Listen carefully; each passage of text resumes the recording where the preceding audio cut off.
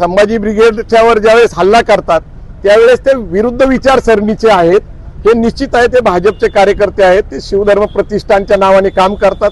त्यांचं आमचं 2 वेळा संभाषण झालं, त्यांचा आग्रह होता की छत्रपती संभाजी ब्रिगेड असं नाव करा। तांत्रिक अडचण अशी आहे की सचिन कांबळे यांनी संभाजी ब्रिगेड ही जी संघटना आहे तिच्या पुढे छत्रपती संभाजी ब्रिगेड नावाने ऑलरेडी मुंबईमध्ये रजिस्ट्रेशन केलेलं आहे आणि धर्मदाय आयुक्ताकडे नाव बदल करण्यासाठी आपण आग्रह धरला तर पहिली ती संघटना एक तर ती रद्द केली पाहिजे किंवा त्या संघटनेबरोबर आपण सामावून घेतलं पाहिजे। धर्मदाय आयुक्ताने कायदेशीर मार्गाने संभाजी ब्रिगेडला मान्यता दिलेली आहे, पुण्याच्या धर्मदाय आयुक्ताकडे त्याची नोंद आहे, कायदेशीर बाब होती। आमचं त्यांच्याशी संभाषण चालू होतं, परंतु त्यांचा अग्रेसिव्हपणा हा काय फक्त छत्रपती संभाजी ब्रिगेड नाव करण्यामुळं किंवा संभाजी ब्रिगेड याच्यामुळे संभाजीराजेंचा अपमान होतो ही गोष्ट खरी नाहीये।